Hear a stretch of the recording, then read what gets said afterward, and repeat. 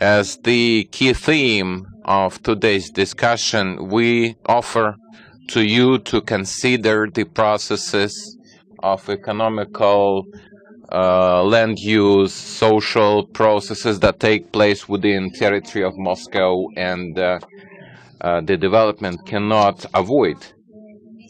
How investment can be attracted or not attracted for development of Moscow? What is the policy of development and involvement of Moscow? Is there any contradiction between goals of urban development of Moscow in the interests of developers? What resources that are engaged today that can help Moscow to develop in the interest of the Muscovites and also in the interest of business that is the locomotive of all economical processes of Moscow? The quality of city environment that we have today and the quality that we want to have in the future. All these questions actually from the standpoint of development, investment, economics. This is the focus of today's session. That is why we invited as the key discussion participants the people who are the experts in this sphere. And I would like to quickly introduce him. Montgomery from the Institute of Land Use from Great Britain. Grudin Andrei Yurьевich, General Director of GK Pioneer. Komissarov Alexei Gennadievich, Minister of the Government of Moscow, Head of Department of Science, Industrial Policy, Entrepreneurship of the City of Moscow. Likhachev Andrei Nikolaevich, Chairman of the Board of Directors. Obviously, you already occupy this position. Head of the Board of Directors of Eurosibenergo. Bitibratov Igor. Sorry. I don't see without spectacles. Sorry, without the middle name. Head of Development of Millhouse. Cheremin Sergei Evgenievich, Minister of Parliament of Moscow, Head of Department of International and the Exterritorial Development of City of Moscow, and yes, Evgeny Grigorievich, Scientific Director of the School of Economics. These are discussion members who will comment. The key presentation will be made by Mrs. Polidi, Executive Director of the Fund of Economics of the city.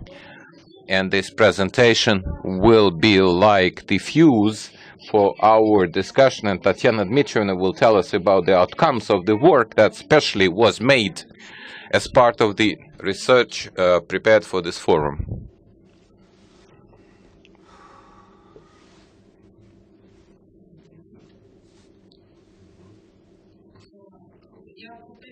I will repeat briefly, this research was made within the framework of the work prepared for the Moscow Urbanistic Forum this year.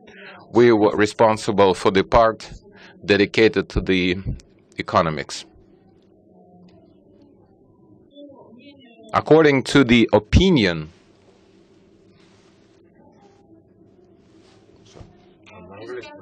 According to the Marcel research, you can see on the slide diagram the quality of life level and the density of population are interrelated. As you see on the diagram, Moscow falls into the category of not so favorable group of the cities with high density of population, but with relatively low quality of life. Actually, some of the disfigurement in Moscow we try to scrutinize in our work. Under condition of the market price for pricing, density of population of the city from center to periphery is shortening, is diminishing. So it looks like a turnover problem. If the absence of the marketing prices, we have the straight problem. That is, the density of population increases from center to periphery. Unfortunately, this is example of Moscow. On the next slide, you can see comparison of the dynamics of the density of population from center to periphery from Moscow for Paris. This is not our computation. This is result of the research made by Aron Minko in 2000. Here comes the fair question. In 20 years of the market economy, did anything happen, change in the market of real estate, and could we able to overcome this tendency? On the picture that you see on this slide, you see two lines. Blue line is the density of population dependent on the distance from the city center. In 2010, this is our computation as part of our research, and the red line is the density of population in 1989. So the difference of 20 years. As we can see, the degree of the increase of the density away from the center increasing.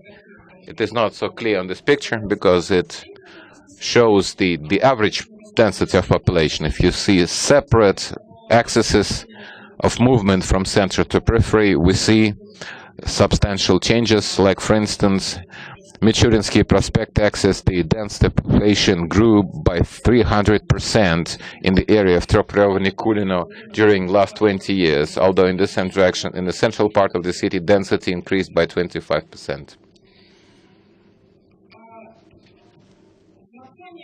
Against the backdrop of this asymmetrical density of population in Moscow, we have asymmetrical distribution of the places of the labor concentration. The first column is distribution of the area of the city in 3 zones: center, its industrial zones, and the other zones. The second column is the corresponding territories, distribution of places of the labor concentration. As you see, 5%, according to this graph, 5% of Moscow is the central part, concentrates 37% of all jobs, and the 16% of the territory that is in the industrial zones includes only 9% of all jobs of Moscow. So on average, computed against 1 hectare or 1 square meter of land, the efficiency of the usage in the center is 13-15 times higher than in the existing now industrial zones. The next problem that exists in the distribution of the territories and in terms of quality of the all sorts of service industries, majority of commercial and public services of all sorts, such as domestic services, retail, are concentrated in Moscow, mostly in the center of the city. On this picture, you can see how different kinds of the services computed for 10,000 of people of population residing in the zone differs in 3 zones. In the center, within the 3rd beltway, next from 3rd beltway to beltway, and outside of beltway. In all services, this gap is 2 to 3 times. So this situation is totally distorted with the population density and not supported with the corresponding supply of commercial services and the density of other services that would have provided the life of these highly dense populated areas result in the mechanism of pricing in the real estate market, and that was I was driving at, is distorted. And what I mean that housing service is a composite wealth amenity, and it is dependent by the different number of other factors like city environment, walking distance of different services to access transportation infrastructure, etc. So The more the regions of districts of the city are different in these characteristics, and the prices are differentiated. The more prices are differentiated. So as it's seen in the slide, in the foreign cities, usually this differentiation is significantly higher than in Moscow. For example, in New York, average distribution of prices in the districts of region is about 70%. And in slightly less this dispersion in London, and significant share with similar prices are in Moscow, because in blue line shows the level of price differentiation overall in the city. Then red line is differentiation of housing prices outside of centers of the center. That shows that in Moscow, a small dispersion of prices, about 20%, determined by the change of prices between central and periphery. And as soon as you leave the center, all other districts outside of center are not so much different in terms of quality parameters. This says that equilibrium prices in the housing market are becoming neutral, and for quality characteristics that basically are the same for all districts. Next slide shows dynamics of these differences. Depending on the distance from the center, the highest prices for housing are in the center, and at the same time, prices are mostly differentiated. For example,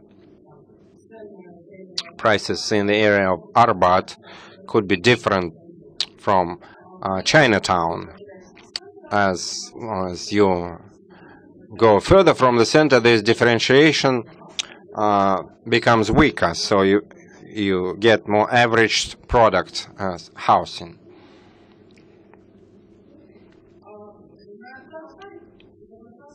This schematic of a cyclical mechanism of urban deterioration, which is reproduced similar, like poorly ensured city environment, brings that the prices are not differentiated in quality characteristics, and this price formation does not motivate developers to compete in quality.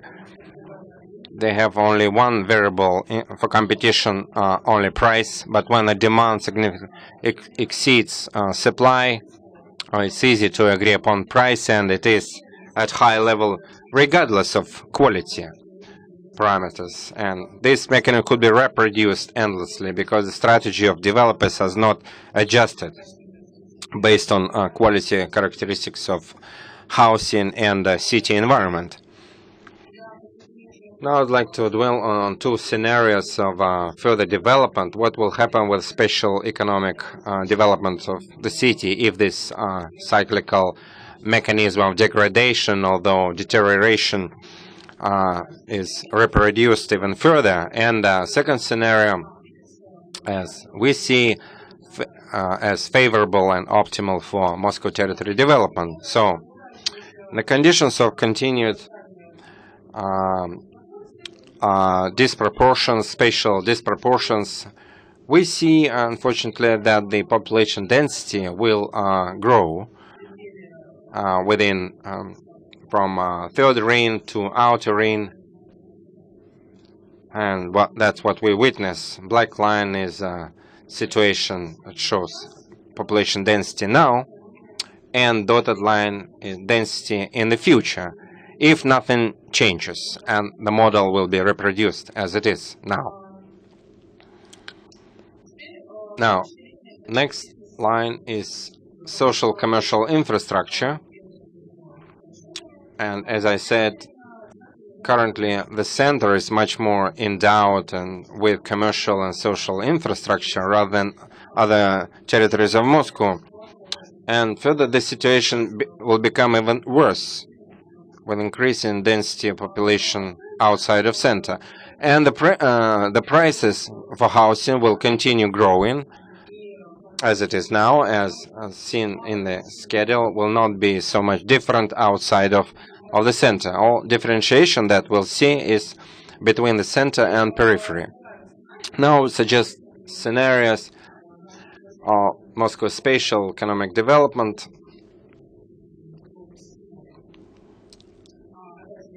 Again, the chart is on 3 zones. The left part is a central part that shows the difference between third ring and outer ring, and right part is the zone beyond the outer ring. So current density of population looks the following. It grows, maybe outside of outer ring, and becomes stable. And we think we need to limit the density of population between third ring and outer ring, so prevent further increase of this crazy density and fix it at certain level. At the same time, increase the density slightly in the central part of the city, and move to another model of suburbanization, which is one story, which is thought with a declining dotted line outside of outer ring. Second disbalance that we need to remove is related with endowment with commercial and social infrastructure that looks like this, red line on the chart, and in the proposed scenario, endowment with retail and other services should increase not only in the center, but in the so-called now stagnant zones, which is the largest part of Moscow, between the third ring and outer ring. And it is proposed to achieve it at the expense of engaging not fully used industrial zones into construction of different office and trade centers, including premises that could include high technology production and technoparks, and this would increase endowment of territory with different infrastructure, retail, and will create new points of attraction of employment, and which on the other hand could somehow unload the transport system of Moscow. And last on the list, so and outside of outer ring, and this proposed model is second center of the small story suburban development should be quality and based and suitable for living. I need to ensure what was not possible to do in the between third ring and outer ring. So sufficient level of services, commercial, social, and others for population, and it is shown with dotted line or red line, and the housing prices will behave similarly.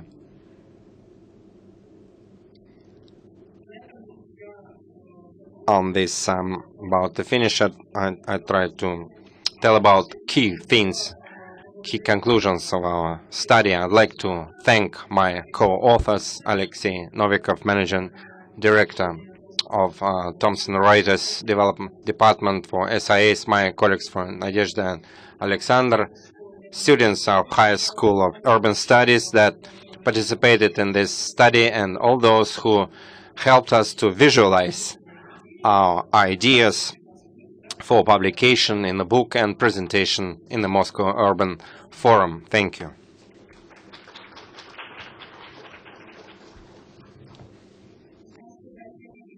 Thank you, Tatiana.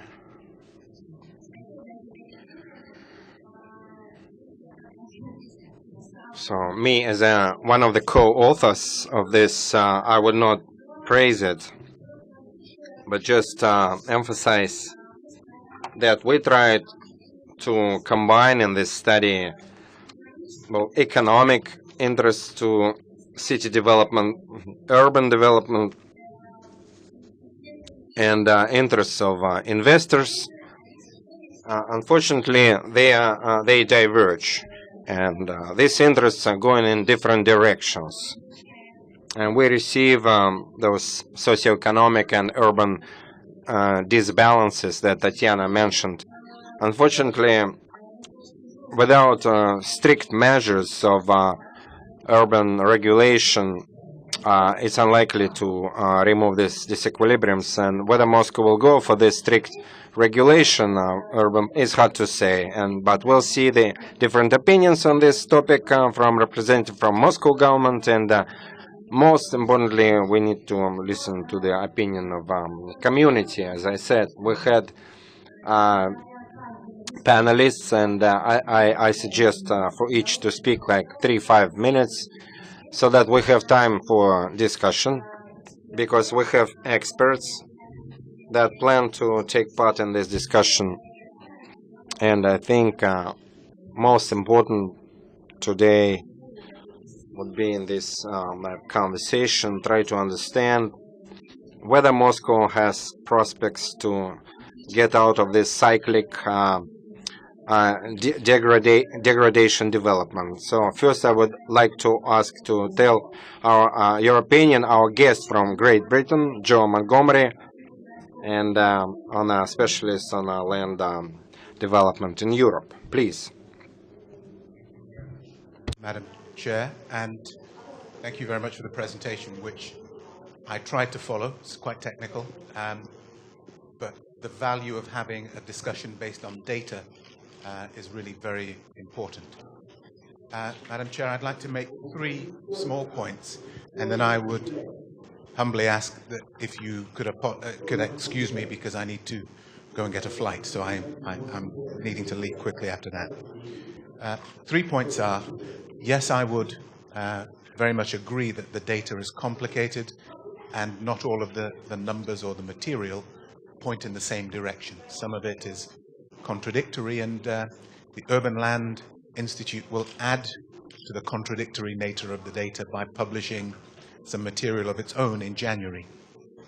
Each year, for the last 17 years, we have published a systematic opinion survey of the largest property and real estate investors in Europe about their evaluation of the investability or the prospects for the major cities, major 28 cities in Europe, but extending out as far as Istanbul and Moscow.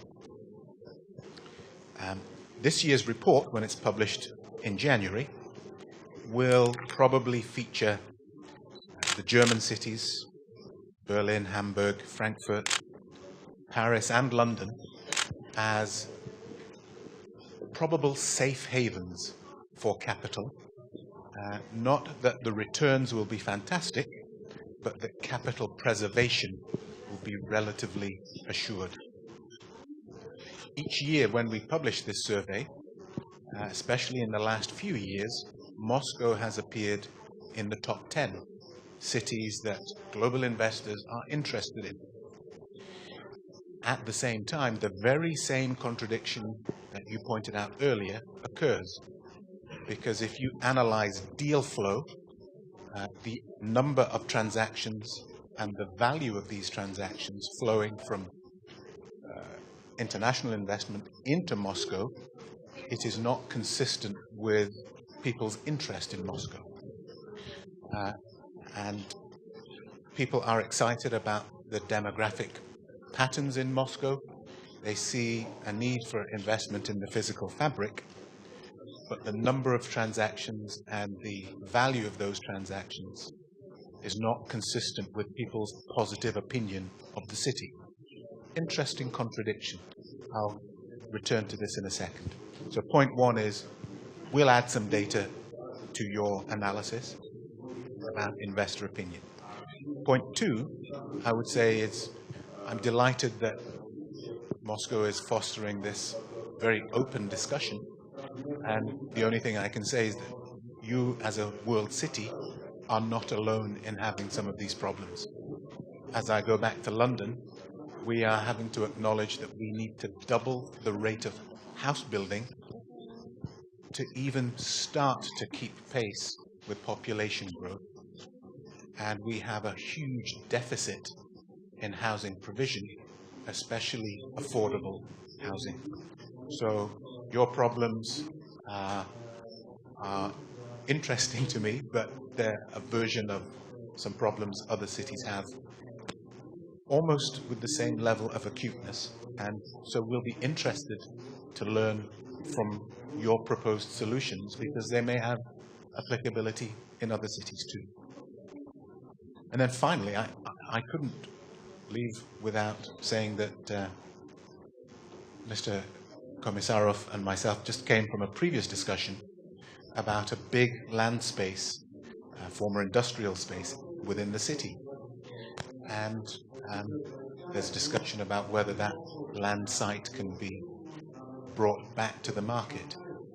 And I think that that kind of initiative is crucial to the prospects for attracting developers to Moscow, because Moscow land is perceived as being comparatively expensive in comparison to other European cities. Your land prices are relatively high. The other thing that global investors would say about Moscow is that your regulatory framework is a little bit complicated. And if you could simplify it, the ease of doing business would make you even more attractive as an investment destination. And then the final thing that Moscow might need to think about is quite difficult to achieve in the short term. The cumulative advantage of cities like Paris and London is that their real estate markets are large, with lots of transactions, so the market is liquid. If you are an American or an Arab or a Chinese investor and you put your money in and you decide for cash management reasons you need to take your money back out of the market, you can always find a buyer, and fairly quickly. Moscow does not yet have that kind of liquidity. So the bigger the market gets here, the higher the number of transactions, the better the liquidity. Strangely, the more attractive your market becomes, because the nature of a market is that you introduce your money and embrace risk, and you are looking for a return. You're often looking to take your money back out. And until emerging markets become more liquid, they will always feel that they don't get the level of investment they deserve. So I'd make 3 points to summarize, Madam Chair. Firstly, there's emerging trends data from the Urban Land Institute about investor preference. It may be interesting for you to look at when it's published in January. Secondly, other cities have problems too, and so actually we're quite curious about your solutions, because we may want to recommend them to other cities. And then thirdly, some interventions you might want to think about. I'm afraid no short-term solutions, but land price by introducing new land that's available for development, simplifying the regulatory framework and making it easier for investors to understand. And then thirdly, this issue of trying to create a little bit more liquidity in your market so that there's always a buyer for any seller. These are the things that will help your fantastic city to get the level of, the wider level of investment capital that it requires for the next generation of growth. Thank you very much.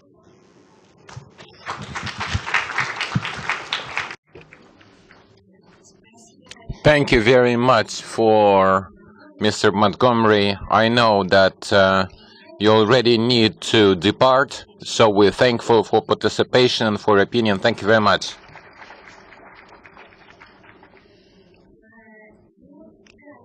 Yes, really interesting opinion why we don't have foreign investors.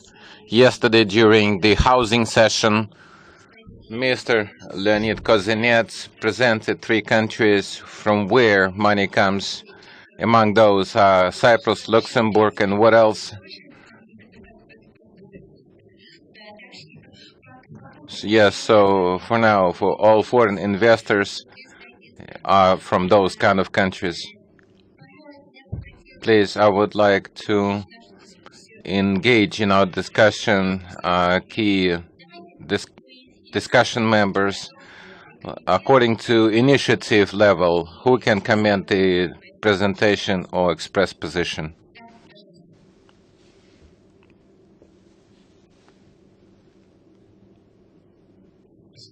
Thank you very much. Thank you for research, but really it's quite interesting, and just like Mr. Montgomery said, there's opportunity to make summary based on the facts, but the outcome is quite well known. I will add a bitter pill.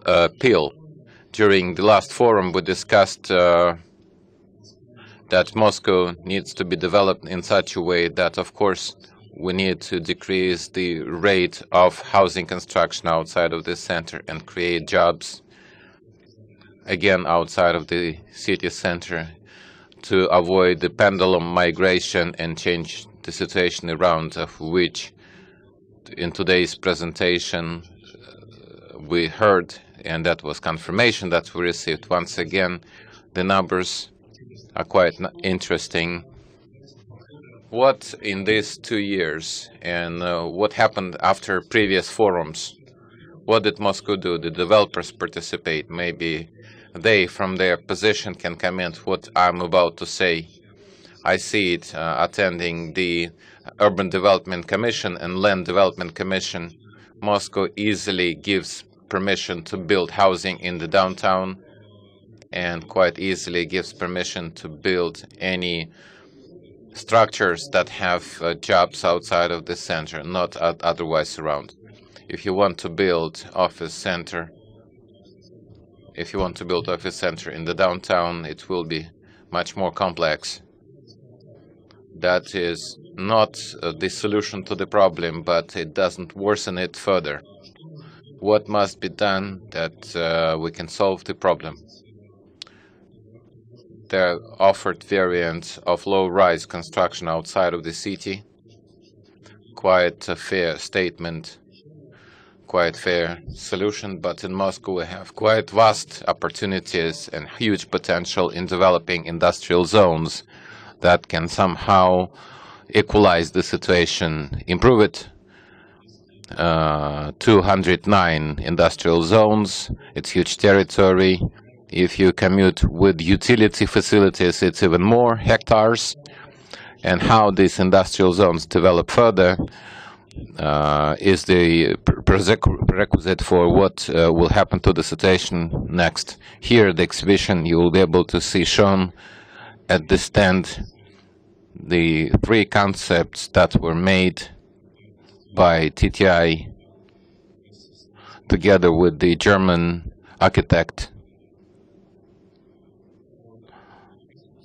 regarding redevelopment of different zones of Moscow. First zone is Yusov Port, second zone is Kolomenskaya, and the third is not industrial zone, it's Zelenograd. I will not even stop there. So, and Kolomenskaya, that is about 2 Venices in terms of the area, if you can imagine the scale, and the South Port is about 1,000 hectares. They must, in our point of view, build in comprehensive way. They should increase permeability of the city, create internal comfortable world that you can travel downtown in order to obtain customer services that were mentioned in this presentation. So no one argues against this. We discussed these concepts with many experts.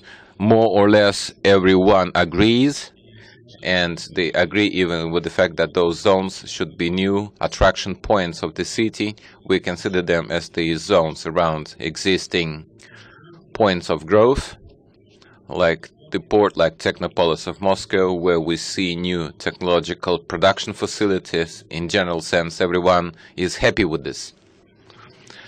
Maybe we need to make discussion more acute and look at the painful subjects, those that we work on now. how these projects can be realized. I simply want to give you a few numbers regarding Southport. That includes 310 hectares industrial zone, 238 owners of the land. As of today, nicely speaking, not in the best way, this land. I mean, more than 100 hectares occupied, but not working. These are semi-demolished structures, some landfills and other strange structures, and somebody owns them. And every piece of land has the owner. Maybe it's sometimes Moscow, sometimes it's the federal entity, sometimes it's multiple owner. How to consider interests of everyone, how to make it in that way, that to use the land in a proper way. So it's the big question mark. So we discussed it with Montgomery during the lunchtime, along with investors, along with the owners, along with the foreign experts. But for now, we have not come to single opinion. So the question to develop comprehensively this zone, or portion by portion, or how to make it that all is left happy, because there are so many owners, you cannot make everyone happy, because for somebody's land, a road will be built, somewhere we'll have residential homes, somewhere we'll have industrial facilities, so the cost of the land and cost of the facilities will be dependent on what will be located there. That is why I simply wanted to drop this onto the table, and I'll be appreciative if you participate. Again, there's huge potential of Moscow lands. And again, solution is the comprehensive solution. We need to find solution in better way. Thank you. Really, you dropped provocative topic. Everything is burning inside of me. How do you want to repossess real estate? And all the made decisions in the territory of New Moscow. There is no any legislation. Everyone does the way he likes it. In some way causes me or my colleagues are concerned with how will you repossess real estate in the places where you run the roads. And the topic of industrial zones, of course, is extremely important. And regarding this topic, there are different approaches. Maybe some other colleagues would like to continue discussion. Yes, please.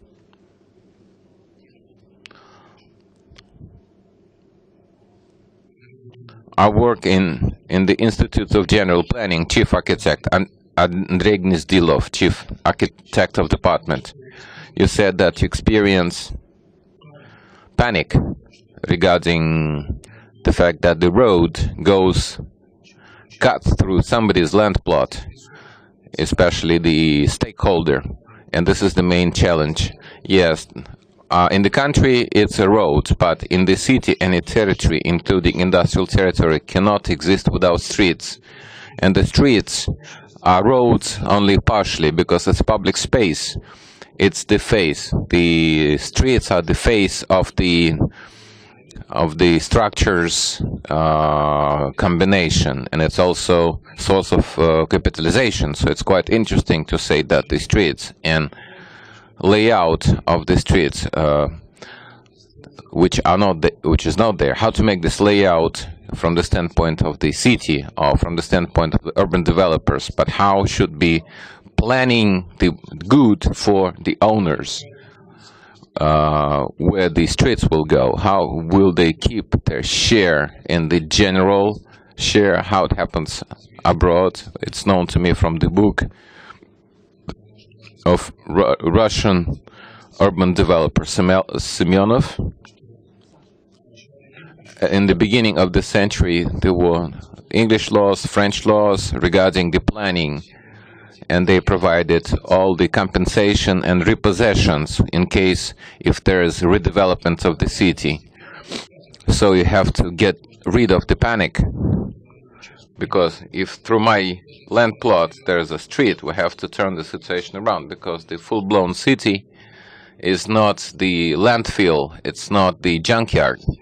is the structured system that lives according to its civilized principles. Would be interesting to discuss this. Thank you very much. Seems to me that two discussion members came to a very important problem not only for Moscow but for entire Russia.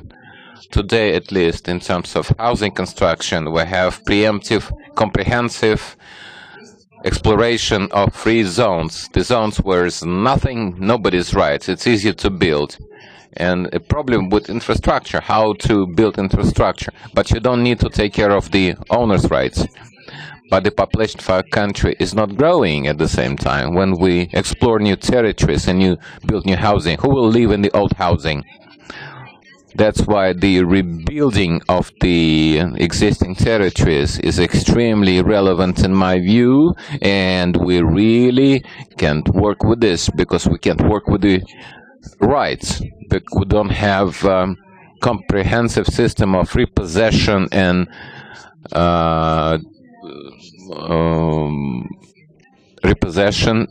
confiscation of the land, and the normal relationship between the state and the owners. And also the problem of planning is extremely important. Yes, colleagues. Petty Bratov from Investor and Developer. You hear me? Actually, it's a very important topic. Considering previous talks and the opinion of the developers community, they all believe that territory, especially if it's Moscow, because it's a huge megapolis, should develop comprehensively. If we talk about comprehensive development of the land, in our view, is such, and I'm in cahoots with his idea that the strict policy, unfortunately, without this policy, you cannot create territories that will be equipped with infrastructural facilities. That is very important. And such movements, such tendencies should be realized only by way of, let's call it, private-public partnership between developer and the city. They have to work together. They have to develop the territory in the interests of the territory. And we believe that there is, of course, a practice that the core of the city is the housing stock, but it seems that the capitalization of the cost of the project naturally is fundamentally dependent on location, such as where it is placed. If the comprehensive development of the territory implies the infrastructure, then developer also has to learn to understand it. If I build one house and sell it, it can be the most simple that he can do, and it happened, and it does happen till now. But at present moment, for the developers, quite interesting topic comes about. It's about comprehensive territory development. If developers in cahoots with the city, if they create infrastructure, they in such a way certainly increase capitalization of their housing assets, and this positively impacts on sales for developers. For the city, it's good because the city controls the creation of the uniform architectural style, because the city controls the creation of infrastructural facilities that is in the interests of the developers and in the city. It seems to me that the tendency should be like this. This is the coordination of the developers and in the large, vast territories and public-private partnership. So the city should provide transport main lines and the access to the building sites, and inside the developer should take care of. It seems to me, if you resume, for developers it's good, because despite of the fact that the comprehensive exploration of the territory is more capital-intensive process that requires more investments, and it's more long-term process, but in general, profitability of such process is more steady and guarantees, is more civilized way. Thank you very much. May I ask a question right away, because I have lack of understanding. You talk about comprehensive development of clear of vacant territories already built. You said it right. The comprehensive development of new territories is a simpler story rather than the redevelopment of the existing neighborhood. But the law should encompass both. We should have developed infrastructure and the territory that's already built. We talk about the right ownership, the question of the buyout. It's important for the city, but without thought-through measures, nothing is going to happen. Thank you very much. Simply, we come to another crossroads. Yesterday, during the session of the housing policy, was Alexei from Frankfurt, who said, you know, I of course understand the tendency of enlargement of the city and the urbanization, but Frankfurt selected the policy of increase of density of population and concentration. So the policies can be different. So the idea is the same, but the policy can be different. What's happening in Moscow now is the comprehensive exploration. It's like Pavshinskaya Poima, Pavshinskaya River territory, and it goes like this around Moscow. There's huge one-phase Soviet typical one model structures. But we're talking about about redevelopment of the explored territories. So the central zones, peripheral zones with increase of the population density in the central part, we can make rebuilding, and we add what we say. Of course, if Moscow agglomeration will be developing, but there is human urbanization, not just the picket fence around Moscow. Yes, please, colleagues. Good afternoon. Thank you for opportunity to express my view. I'll speak on behalf of developers community, on behalf of my company. Now we're talking about many new urban winds. We hear many clear and important for the megapolis development areas, and such as comprehensive development of the industrial zones, shifting from the center to periphery, creation of the social and the customer service entities, and the new point of labor application. But for the businesses, we need clear concepts so business can compute, so that investors can compute concrete effect. You need some certain points of growth. I'll explain what I mean now. Like, for instance, one of the points of growth that was declared today is the building of the TPU in Moscow. There's concrete problem. We hear about 255 transportation hubs, 235 level transportation hubs built by 2020. That is clear term for us. This is something we can compute, something we can transform into the language of numbers and use for our operation. Considering that sector, we look at the international experience and experience of the advanced countries. The leaders, I should say, are the Asian countries such as Hong Kong, Singapore, Japan. There is even term and transit-oriented development as a terminology is a very urgent business development in a modern megacity. We're trying to use this ideology in our projects. So it's very important to realize and that with this transit hub emergence, territory can be cardinally transformed and could be a vector of development for all neighboring territory that results in growth of real estate prices and improves returns on capital.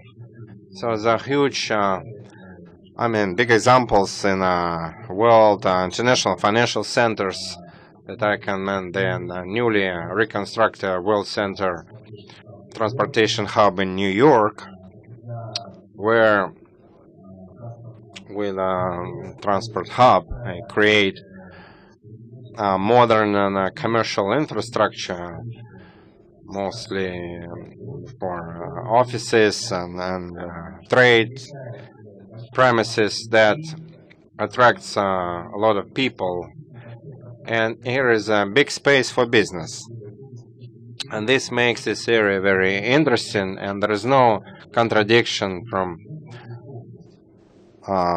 shifting the emphasis of construction in this area.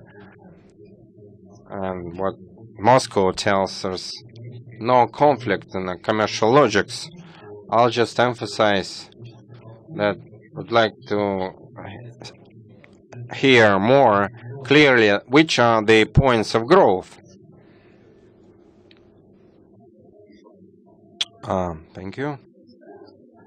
It's great that there is no contradiction between interests of investors and, but it should objectively exist, and the art of urban management is to fix public interest, to make it transparent, as you said, to show economic points of growth for investors. So please, Evgeny. I'd like to say opinion of a senior citizen that lived through like, 2 stages of Moscow development. And first stage was that Moscow, apart from the fact that it is center of world communism, is also a major industrial center. I built plants here and manufacturing plants and plant construction for working people, etc. And the central areas where the ministries should be located, we all see this architecture now, and we understand that in reality, historical image of Moscow as a center of national culture is oblique now. And now seeing these changes in Moscow, I see very serious positive changes related to destruction, and because industrial construction is leaving Moscow, and you can say that bureaucratic and offices are sprawling, and major. What about major company offices? Are they? It is bureaucratic, and they have their own rules. And I have the feeling that as now we're living through the process, we have not reached Moscow. It seems to us that already there are plans and logical understanding. But I have the perception that we are still in the process of breaking, and the final views that would determine the future of Moscow, we have not reached yet. And on conversations that we have to take into account the differences between the street and the freeway and the highway are not determined final decisions about how this transport will look like, and the place, how it will relate with the city. So if we try to look in the future, I would say that Moscow is a future intellectual center. First in Moscow, first in Russia. Well, maybe St. Petersburg will be ahead, but I doubt it. Will be more related to management, but still it will be a major intellectual center. So if you want to invest in good facilities that in the future will cost a lot and make the city beautiful. Invest in university, invest in a theater, invest in major like public buildings that, apart from the fact that they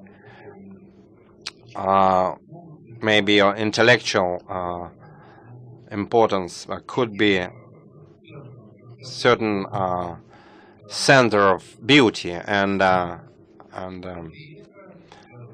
beautiful. And this doesn't prevent using contemporary architecture, but for me, this city as a source of aesthetic impressions is extremely important. And I need to say that this is not my fantasies, and I had the opportunity to drive the Olympic prospect, and I've seen some images that were characteristic for the future of Moscow, but not necessarily. I also like the center next to the Belarusian railway, so-called white square that Nadezhda Borisovna is shaking and head. That means that this, it seems to me, it's very important for the emergence of places where people want to go, and the public space for Moscow is important, and I'm not even saying for Russia. But now we live in the period where Moscow takes, in terms of population and territory, takes larger share from the territory of Russia and attracts more and more power. Do you think it will continue forever? No, it won't. There will be a moment on intellectual will come. And don't forget, there is new information space is created that allows to divide process of communication and life. And this also people will take into account. That's why I have the feeling that we'll live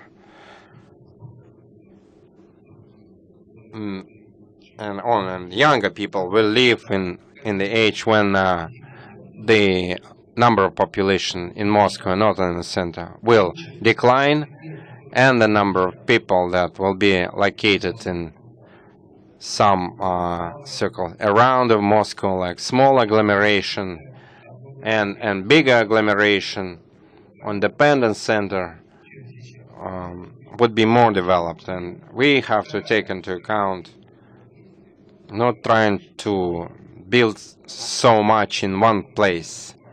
At certain period, Moscow would be dispersed and sprawled, and it's important to have monuments or places which is the source of beauty and beautiful things. And when I'm in the big stone bridge and I look at the Kremlin and thinking like, how many cities in the world has such a luxury? Very few. Thank you.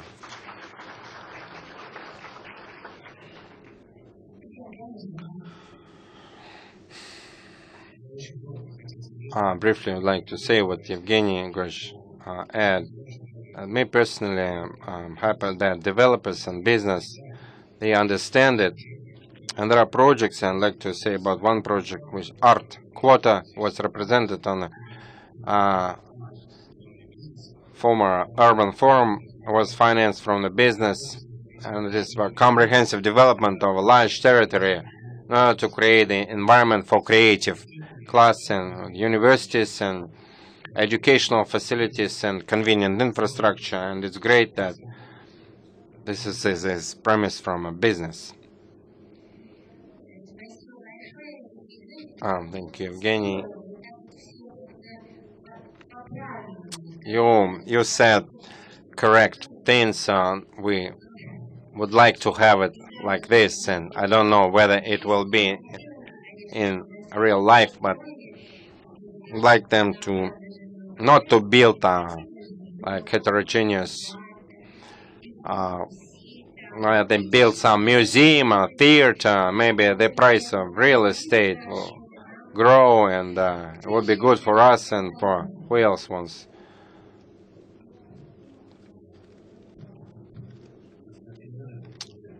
Konstantin and Inteca. Today's discussion is very deep, and 'cause on the one hand we speak about paradigm and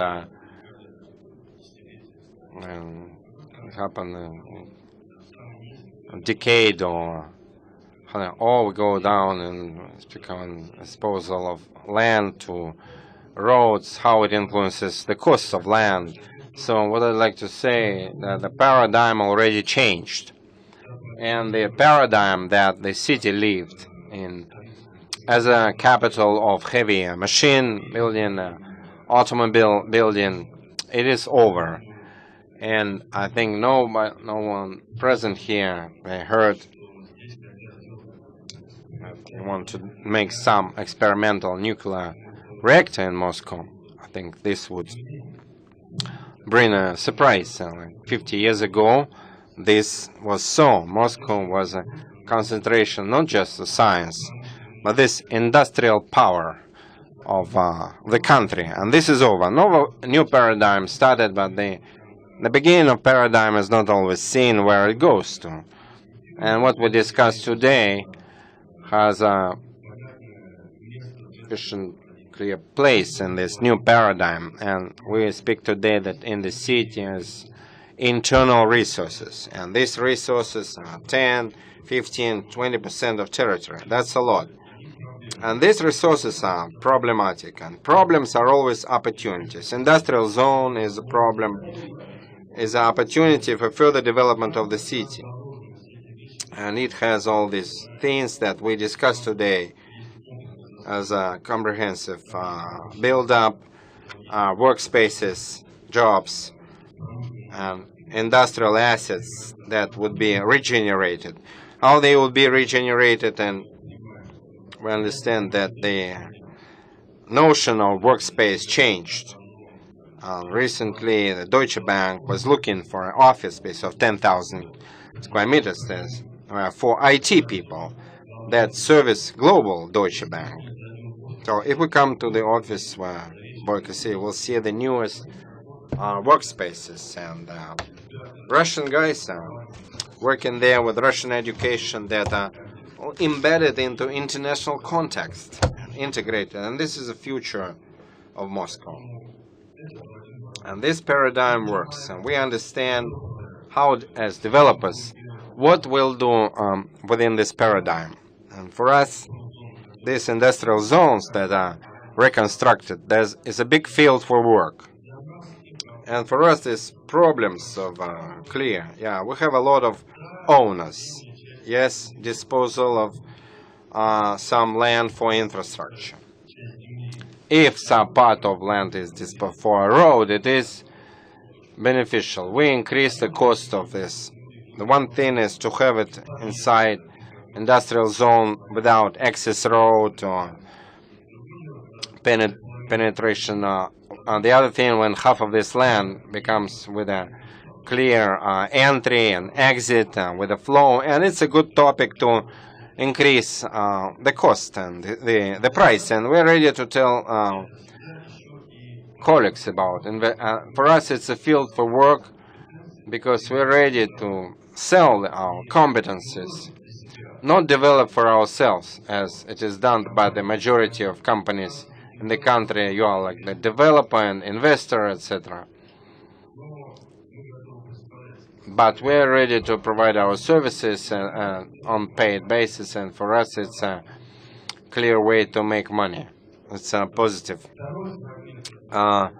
Second fragment is build up on free territories. I don't think that we can reject build up of free territories development of only with the internal resources, and because the history of Moscow is full already with industrial execution within to resolve this real estate problem. Then there are 5-storied and 9-storied buildings, and no way to go. In order to retain this more or less socially acceptable norms of housing and living, the city will have to make districts of free territories. But the issue of development of free territories should be different. It should be comprehensive development. And in this development, as it is done, should be workspaces included. And it's not only the will of the city or developers. There should be other like bylaw mechanism how it is implemented. For example, today in standard industrial development, real estate and housing, main problem of commercial development is that housing on the first floor are built as apartment and just transferred for commercial. These are like accommodated elements. A modern technology of construction and housing enables to make first floors in advance suitable for commercial use, and higher ceilings and higher gallery types of passages, etc.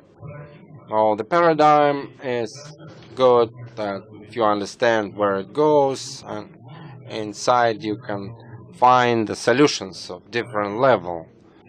So I think this discussion is actually, I will not finish with this forum. There will be others. Yes, thank you. Sorry for rushing you. Just as usual, we are lagging behind. We have two discussion members. They want to express. Sergei Evgenievich, maybe you give assessment of the foreign investors' readiness to invest in Moscow and how to lure investors in Moscow. Thank you very much for opportunity to speak even more so. We soon, with Alexei, have to go to the Urban Commission, and we'll talk about investor solutions. As we have to communicate with the foreign investors community, I'd like to share opinion regarding the foreign investors community involvement and their attraction to Moscow and in the Russian Federation, because not everything is determined by the local legislation and the federal legislation. Oftentimes we have distorted opinion that investors are so scared by the administrative barriers, some horrible preferences for the favor of the local developers and industrial financial groups and other horror stories, so that they don't want to go there. So we conducted research. The investors that operate here, they're extremely satisfied with their business, and rarely, maybe 10% out of everyone, unhappy. One can offer example of several projects from recent times with the vast investments, like project of rebuilding of the stadium Dynamo that is done by VTB Group with Italian company Codest under auspice of export agency of Italy, Sachi. The volume of investment about 500 million euros. So into development of only one site. To us came number of investors with desire to invest into creation of the social infrastructure facilities. The largest Chinese developer offered to build the entertainment park after Disneyland. The question is, like in Mnevniki, the question about the site was not decided. Heinz, known here to all developers, created the fund of investment into real estate in Russian real estate development of $400 million. Recently, a very famous transaction was from the fund of direct investments of Azerbaijan, that I wouldn't say they would absolutely buy real estate in the capital city, but they have serious sides. It all is evidence that for those who understand the rule of the game, if they favor the rules of the game, no one is afraid. So when you mentioned the phrase of Kozinets, whom I respect deeply, he's our peer, he said, look at the Luxembourg, Netherlands, and Cyprus investments. He gave us slightly old data. There's no Cyprus anywhere because the country is in default. And now we have changed seriously the structure of investments. Place number 1 is given to France and Switzerland, real Great Britain, Germany, and United States. The countries such as Luxembourg and Netherlands, they're still present, but they rolled back quite far.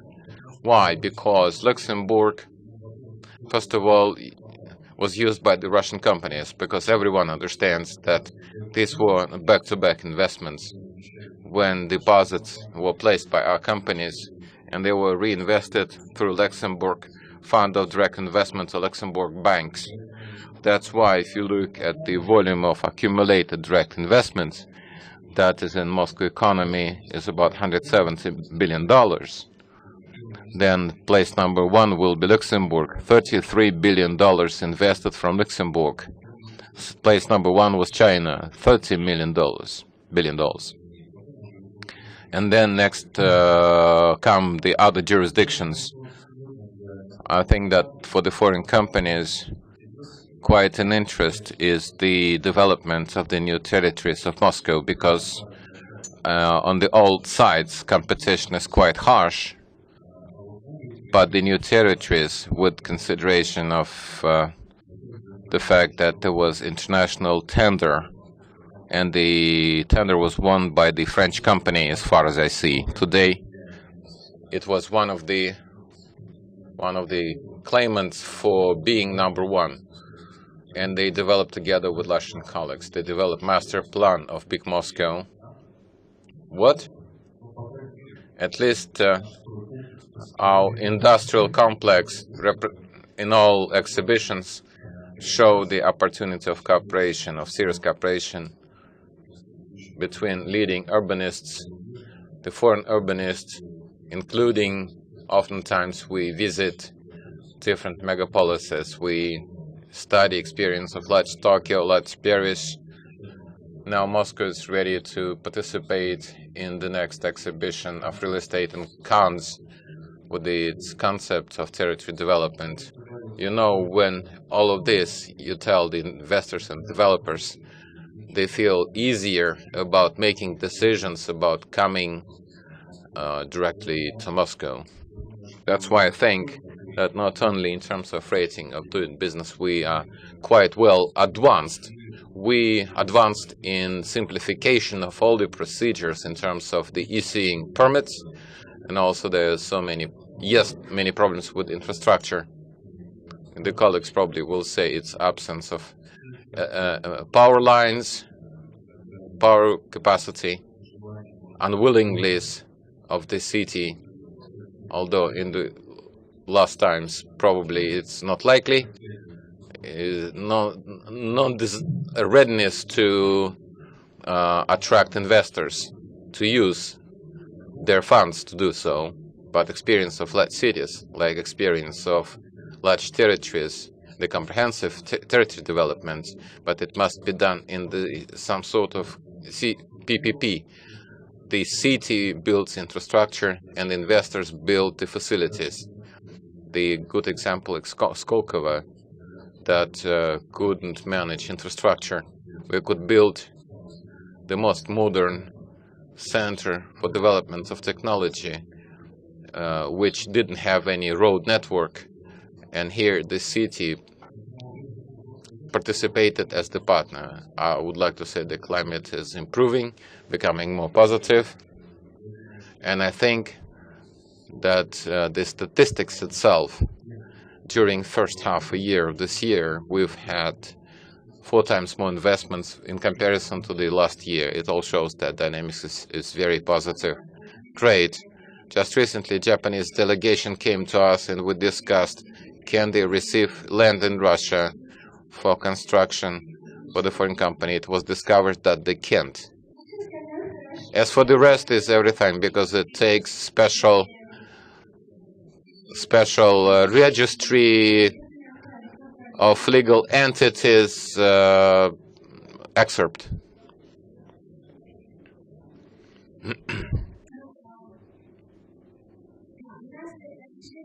We have not spoken by one discussion member. Andrei Nikolaevich, please. Thank you very much. Can I ask a question, Tatiana, to you? Out of the yesterday presentations and speeches and analytics that is already in press, outside of Beltway, only 8% of people travel. How does it correlate to the research that you presented? Or maybe I don't understand something, or the numbers are not correct. There was a phrase. Yesterday, it was during plenary session. The data was presented about analysis and research conducted after Moscow Urbanistic Forum order. To the center, 35% population come, 27 from the third Beltway.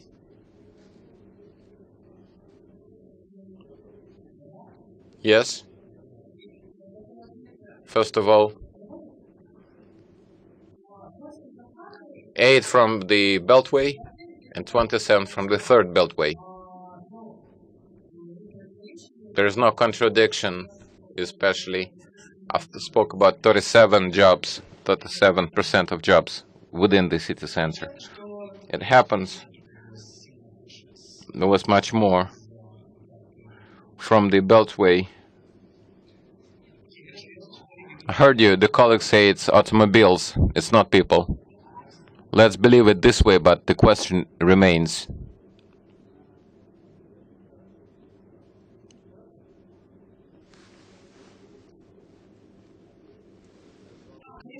Yes, of course.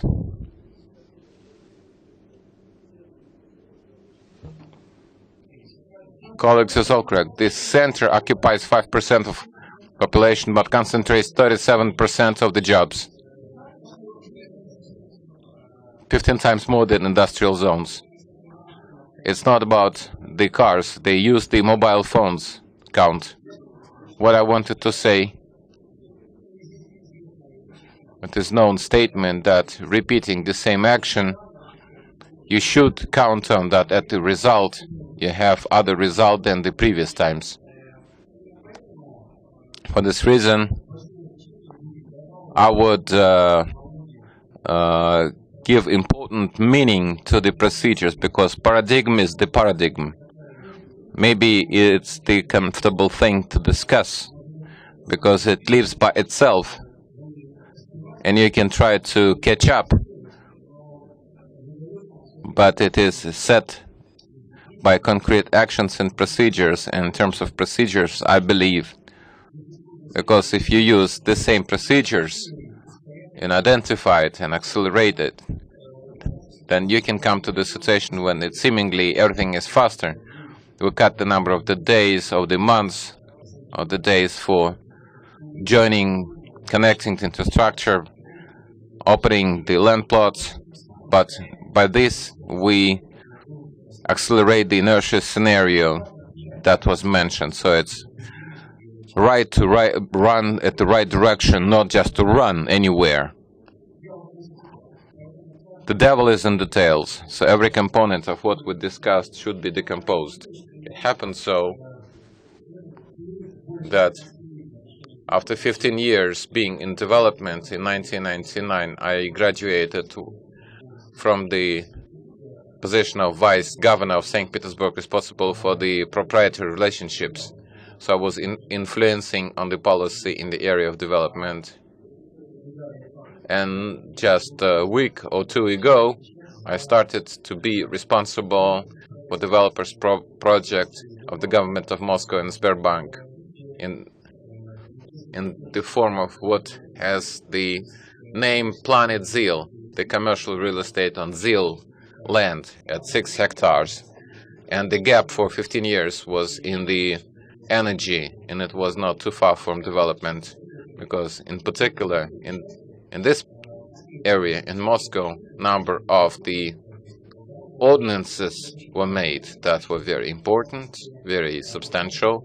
Moscow decided to establish the uniform tariff for heat supply hookup with the single tariff and with the single time of hookup, and taking care of the numerous challenges. How much time does it take? How much does it cost? Lack of transparency. So to Moscow gave the answer. Maybe in the future can be a good instrument for Moscow development, because in the future you can make zones, you can make incentive tariffs, you can be making prohibitive tariffs. That was Alexei was speaking about stimulation or destimulation of some zones of development. But I would add one thing. I will offer you experience from St. Petersburg to build aqua park.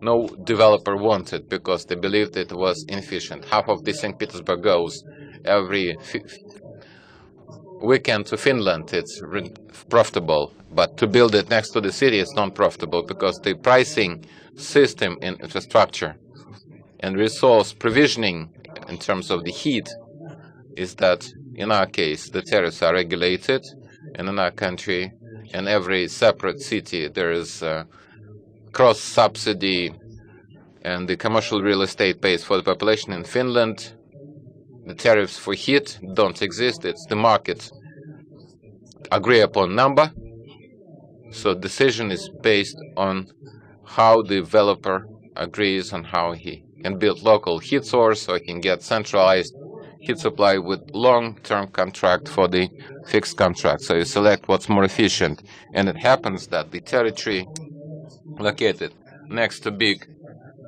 thermal power plants located around the periphery of the city.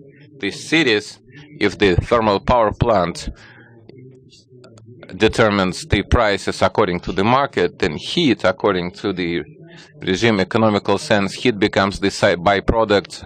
Any sale of the heat becomes the plus for the company.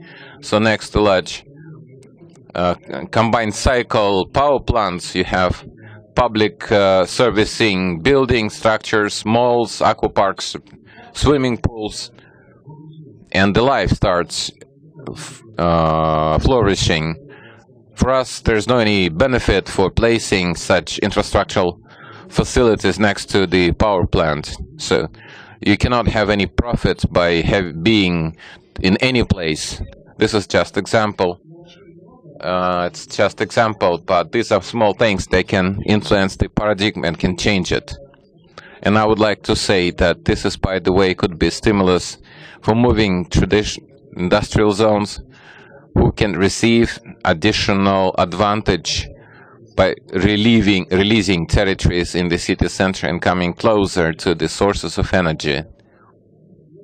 And finally, I cannot avoid but must say that the city should stimulate to build energy efficient buildings by way of using new building standards, new specifications, because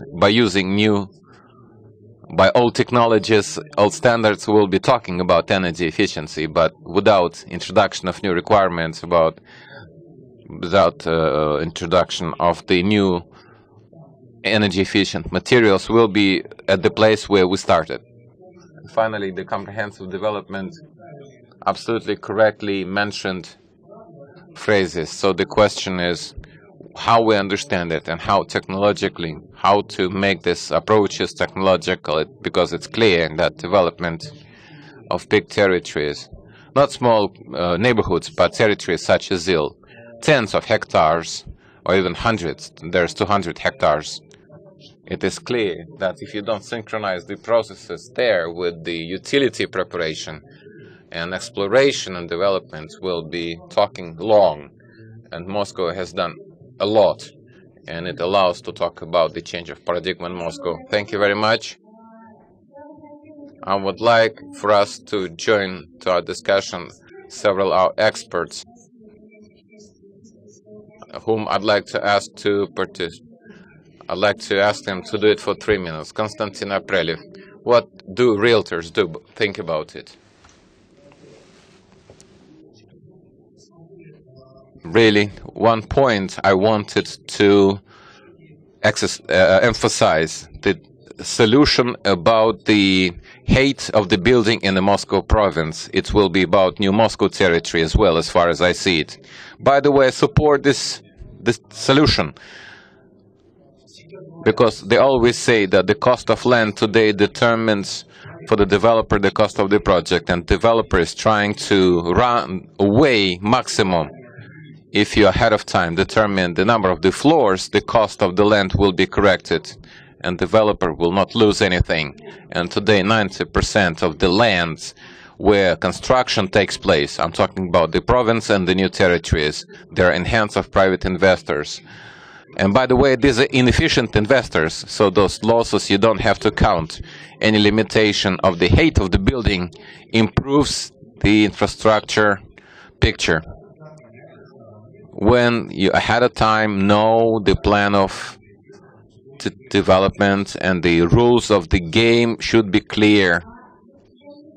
I also wanted to use Roman Sergeyevich Timofeev. Did he run away? I'm so sorry. I wanted developer to say Alexander Sergeyevich Vysokovsky on behalf of the urban group view on our problem that we discuss.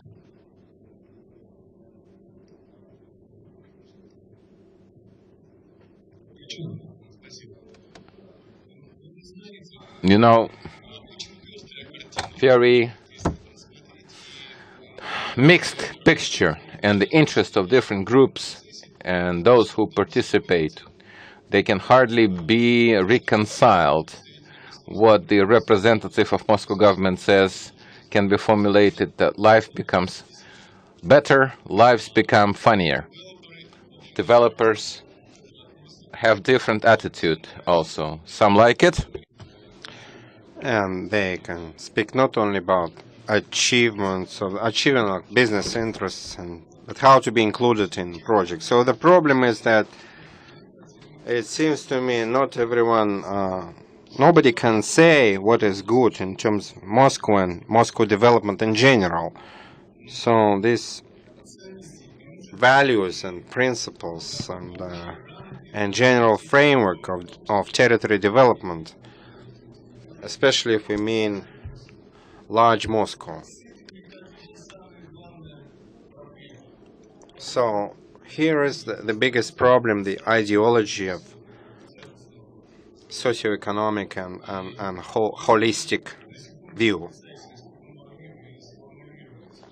If we could formulate it, and not only as like verbally, but in some numbers and management decisions, and possibly after that we can streamline somehow and to improve efficiency of private development. So it seems to me that's the main problem today. And whatever is happening is not clear where it will shift and how it will influence life of people. It's not clear whether the price of cost of living will increase for me as consumers, like speaking about new apartments and young people who just start, and whether it's good or bad about increasing prices. So in your presentation, actually, was the last chart where you speak about increasing real estate prices, and need to have an attitude whether it's good or bad, which social groups will win, which lose. So it seems to me that the process of this total thinking and realizing that the public authority should be responsible for this pointed development is not related. So. And that's the danger also of a future development. Thank you. And as from point of view of developer,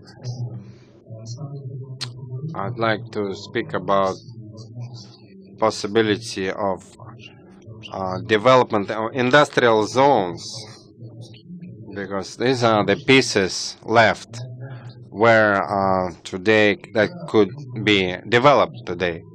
And I see the problem that was specified and 20 owners, they cannot agree between themselves. And we understand there is no general plan of city development. And if we take these zones and divide them, as they make one design project and determine in advance where transport infrastructure, what will be the density of development, what the high-rise, and determine the rules. And then all the owners that will be there, and they will understand that this territory we can put 100,000 square meters of housing, and the cost is such today. And then it will be clear for third-party investor and for owners themselves what they can do with this territory. What's happening now? We have owners and whoever can lobby it, they put the price. So when you come to the market and want to buy industrial field and build 300,000 meters, well, I was told about this. And it's not possible to develop because they understand that they want $10 million from this, from half a hectare. And to convince them, it's not possible. But when it's clear that the design was done for this zone and you will not get more than like 50, the price will be such, then all the rest will be regulated and the land price, etc. So this is my opinion. Thank you. At least the proposal is clear. Short, brief message. We had numbers here that approximately 4,000 hectares of industrial territories are in work with every average view on 25,000 permitted. It means that 100 million of square meters of real estate. Now all Moscow civilized is about 270 million. And the potential of these 4,000 hectares is another 100 million. So that's 30%. Oh, okay, 25%. Good. So this 25% that will be developed with housing and offices, productions, private cars, and that would intensify flows and density of connections. How it will be implemented on the already developed road system, and it is not developing, was the concept to reduce the mobility of population in order to increase, so that to increase the cost, but without increasing roads. It looks strange. In the center it is reduced by making this Cheremin esplanade, but it's one connect, and all these traffic jams, they move to into another place. Where are engineering networks that for this 100 million development you consume and redistribute? How transport situation will change, not in the road system, but in the work of subway. The density which is not increased in the center, but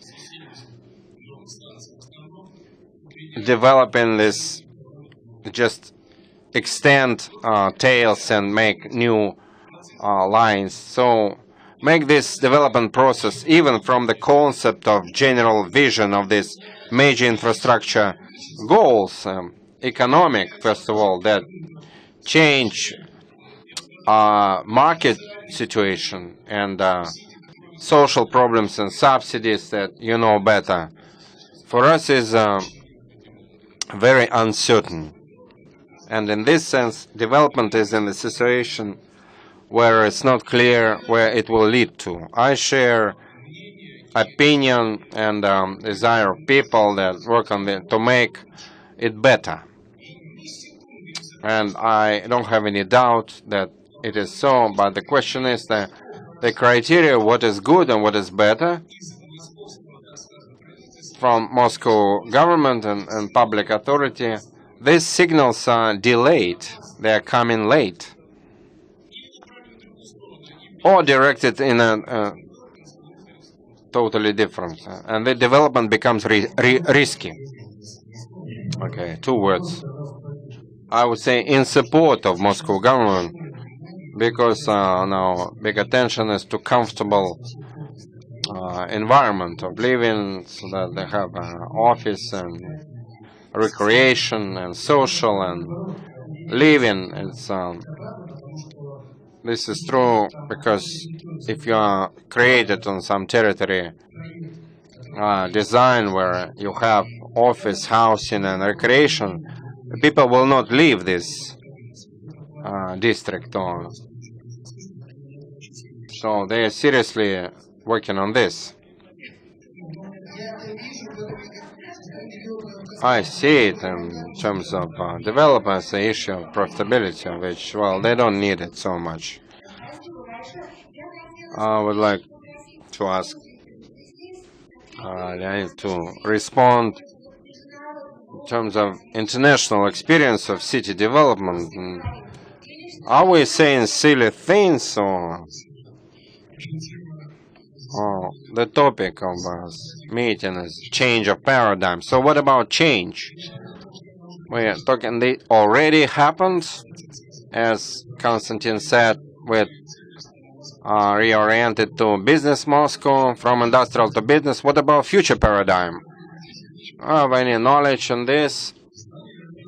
This knowledge is missing, obviously, and so some just founder of positivists talking about value of knowledge. He said that if know to forecast and forecast to have the power. If developers knew what will happen in the city in 10 years, those who knew it, they would become rich so much. And I remember the model situation in Dreiser and Titan novel, come the era of electric tram comes in New York, is already there. I'm in Chicago, so where the city will develop, here is a swamp, probably here I buy land in advance, and then I convince municipality how it is important for the city to implement electric trams, but they already have it purchased. So for developer, this projection is very valuable, that you have this knowledge.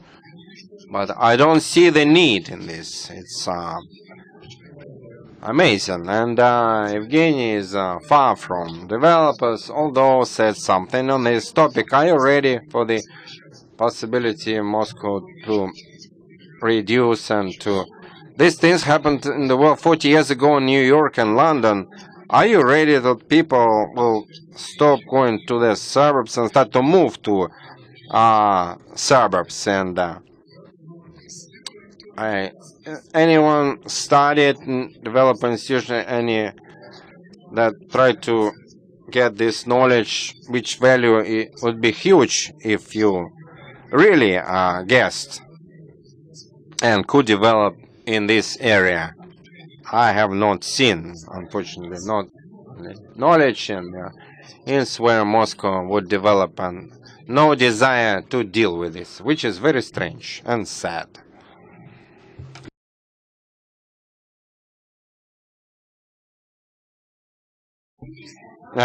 Leonid got applause. It seems to me business behaves according to their own interests. Today, if they are able to satisfy it, and there is no need for this future vision. So, who else wanted to say something? It's over.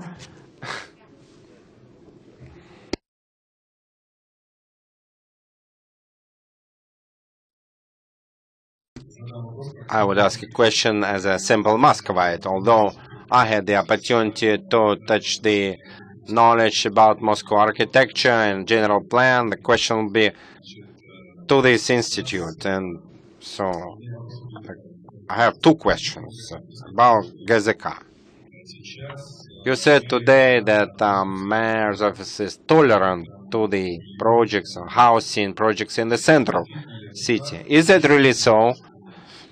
And does it mean that having purchased the former plant on the territory next to the central administrative entity, I can apply to get this permit for housing construction? And is it going to be whether mayor's office and construction complex positively takes this housing construction in the center?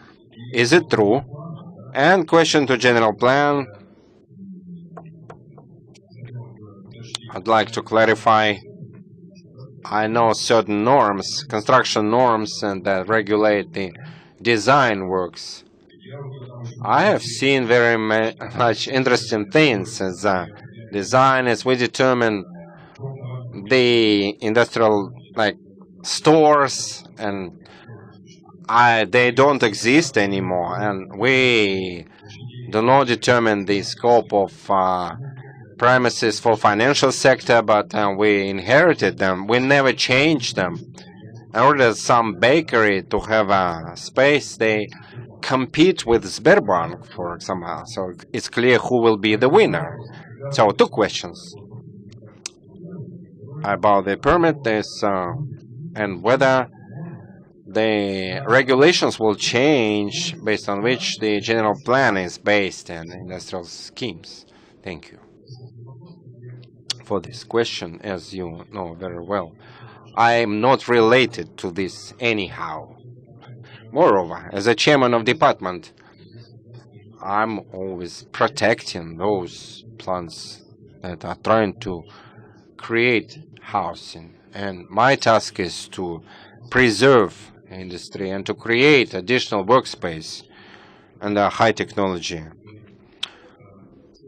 However, what I said, I confirm, not as a person making decisions, and as looking from outside. If in the center of town, city, you trying to get permit for construction, housing construction, you will get it 10 times easier if you try to get permit for construction of office building. So I assure you.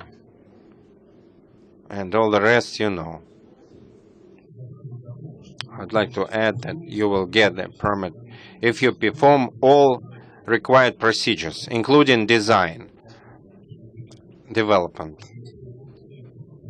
Because if industrial enterprise is just not like a piece of land in nice place, but if it is inside another industrial zone, then it is unlikely.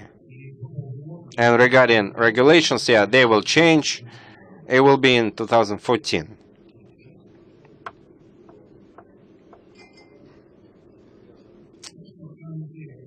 A replica. It seems to me that the last questions and answers, they symbolize the attitude towards paradigm. If our colleague Montgomery could stay here, he would probably be surprised by the opportunity of existence of such conversation between developers and representative of the government. If I come with request, will you allow me? It's unthinkable situation for investment climate. When Montgomery, where our colleague was talking about in his presentation about strict urban policy, the in solidarity. It's about universal regulation methods known to everyone. They're called legal zoning, nothing else you can make. And your Commission of Urban Development and Land Zoning, it's a surrogate. This is characterized as unchangeable paradigm. If we seriously stand the question of change of paradigm when we don't see the land commission and the city, then the paradigm will change. Yes, thank you very much. I think that we were able to have rather shaggy discussion, but we tried to discuss this question from all sides. It's not clear. Is there a paradigm in the city in general today? Before you change it, we need to understand, do we have it at all? Is it uniform for entire city, or it's the set of chaotic solutions on different pieces of land? Can the city have uniform paradigm for the future? Does it have to be within framework of which everyone will act? Maybe we can reconcile all stakeholders in the city. Such questions I don't know. It's probably not possible to answer. But at least those very painful points that exist in the city, they were mentioned today. And this is good. If in some sense we understand that we don't understand, this is already precious. Thank you very much for today's discussion. I hope it's not the last one. All the best.